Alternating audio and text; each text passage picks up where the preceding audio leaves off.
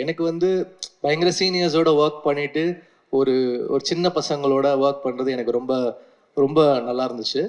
So ஒரு நல்ல எக்ஸ்பீரியன்ஸாக இருந்துச்சு கென் கூட ஒர்க் பண்ணுறது. எனக்கு தனுஷ் சார் அண்ட் வெற்றி சார் மூலயமா தான் எனக்கு கென் பழக்கம். அசுரன் வந்து ஃபஸ்ட்டு ஸ்கெட்டு முடித்தோடனே எனக்கு ஃபுட்டேஜ் காமிச்சார் வெற்றி.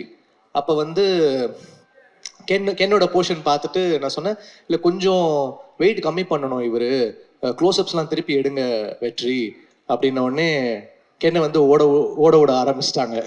த்ரெட்மில்ல ஓட இங்கே ஓட. ஸோ க்ளோஸ்அப்ஸ்லாம் திருப்பி பஞ்ச் பண்ணாங்க. ஸோ அந்த மாதிரி நிறைய வந்து கென்னை நான் அப்போ டார்ச்சர் பண்ணேன். அதுக்கு திருப்பி அவர் எங்கள் டைரக்டர் கிட்ட வந்து என்ன செஞ்சார், தனுஷ் சார் கிட்ட வந்து சாங் வந்து நாங்கள் பண்ணிடுவோம், நிலவு கென்னடியில் வந்து கோல்டன் ஸ்பேரோ எல்லாம் பண்ணிடுவோம். பண்ணிட்டா போட்டு காமிப்பாரு, பயங்கர ஜாலியாக வாங்கிட்டு போவார்.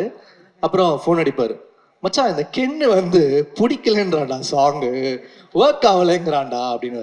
ஏய் நல்லா இருக்குப்பா, இந்த பாட்டு பெரிய ஹிட் ஆகும் அப்படின்னோடனே இவன் ரொம்ப பிரச்சனை பண்ணுறான் கென்னு அப்படின்னு சொல்லிட்டு ஒரு நாள் தேடிட்டே இருந்தேன். இவன் எங்கே வந்து பிடிக்கலான்னா ஒரு ஏர்போர்ட்டில் மாட்டினான் என்கிட்ட.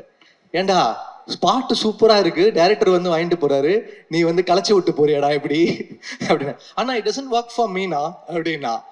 டேய் 200 மில்லியன் போயிடுச்சுரா, பாட்டு பெரிய ஹிட் ஆயிடுச்சுரா, சார் எழுதியிருக்காங்க நம்ம வந்து பாட்டு பெரிய ஹிட் ஆயிடுச்சுரா. யானா but it still doesn't work for me அப்படின்னுவா.